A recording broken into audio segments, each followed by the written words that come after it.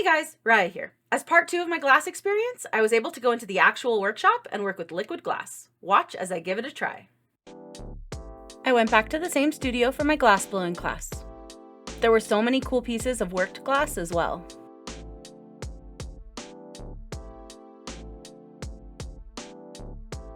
I got lucky to be able to do my class because apparently one of the kilns ended up having a problem and the rest of the classes that day got cancelled.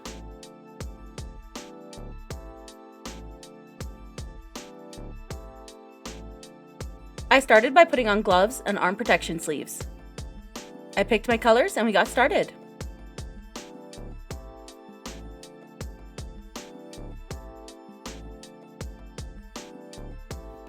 She got a plug of glass to start the process. It's kept in a furnace at 2,100 degrees, in a hot workshop that's usually around 120 degrees, even with the outer door open.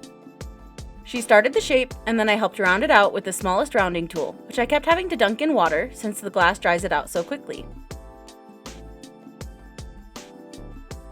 She did the trickiest part of thumbing a bubble since I was making a sphere. The glass is on a long pipe, and she blew a small bit into the end and covered it with her thumb so the air would travel down to the glass. It was crazy to watch it slowly expand at the end of the pipe. Then I rolled the pipe to keep the glass on the rod as the bubble continued to expand.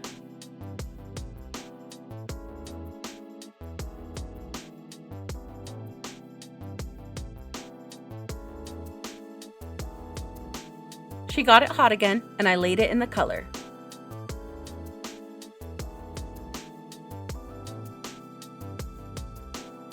The sphere I chose had color spirals, so I put green on 2 opposite sides, and she reheated it, and then I reapplied the green.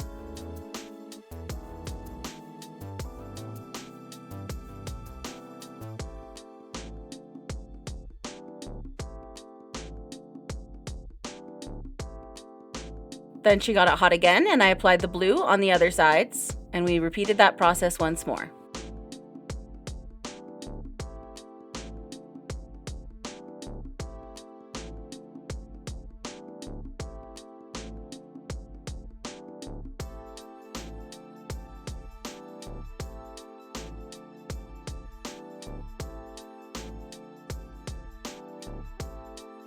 Once there was a good amount of color, she started to round it out a bit and kept heating it up to keep it workable.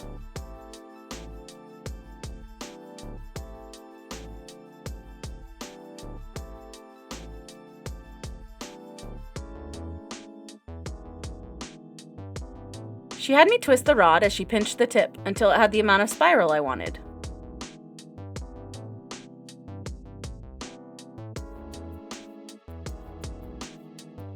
Then she clamped off the end that she had pinched to keep it clean.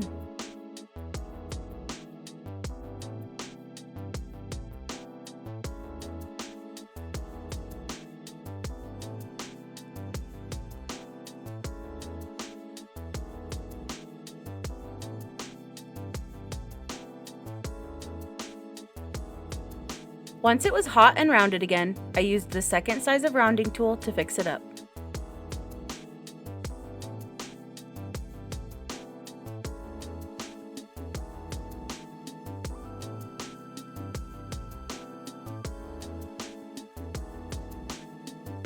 She blew in some more air to keep it bubbled, and I kept it spinning as it expanded from the air.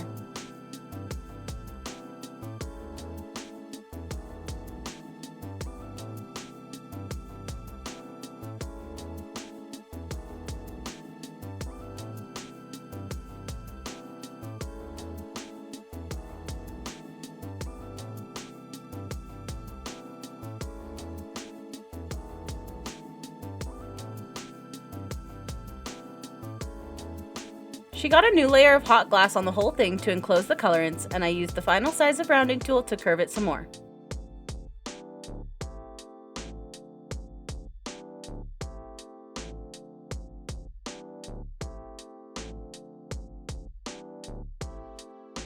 This time she had me do both parts, both spinning and rounding, which was super cool.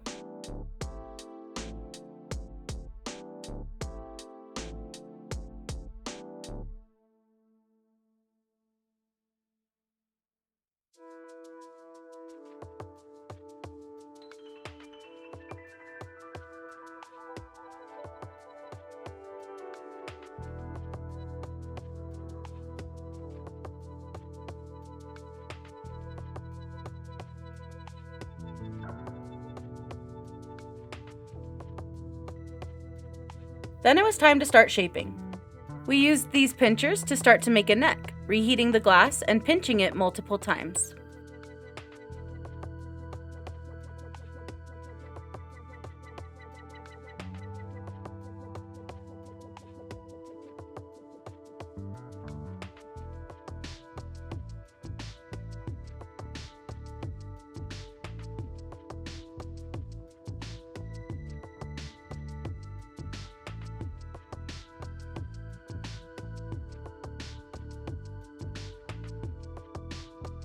It was so cool to see it start taking shape.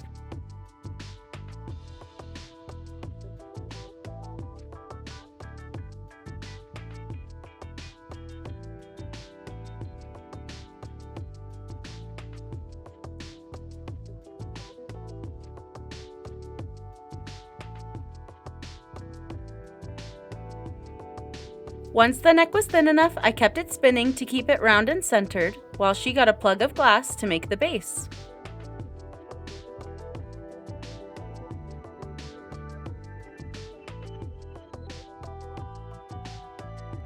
I helped her eyeball it to line it up on the center, and then we shaped the base by making a neck and flattening the bottom.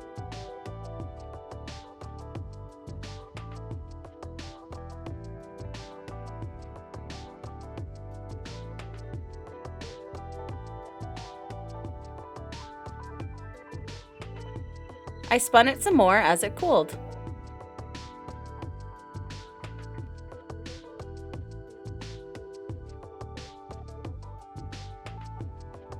She got another plug to attach to the base so we could work on making the mouth.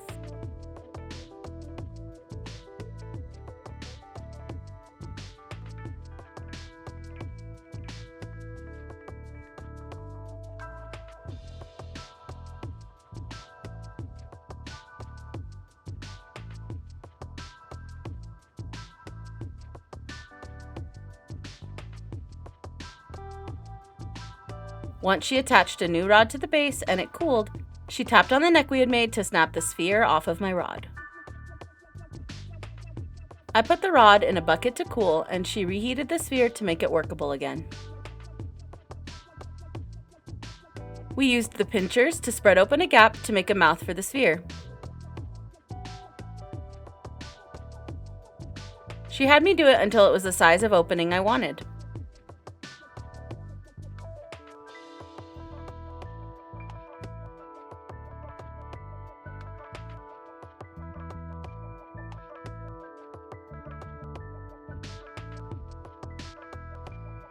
Then she used the flats of the tool to smooth the edges.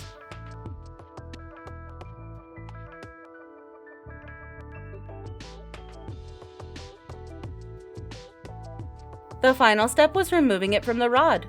She brought it over to a workstation, tapped on the end until it snapped off, and then used a blowtorch to smooth the base again. Glassmaking is such an interesting process. It's funny how sometimes the equipment is an authentic Italian tool that's a couple centuries old, and other times it's a butter knife. It went in the kiln to sit for 24 hours, and it was done. It turned out so good. It was a nice combo of colors, and the spirals turned out pretty clear. This was so fun to do. I think this would be an awesome job to have. Thanks for watching.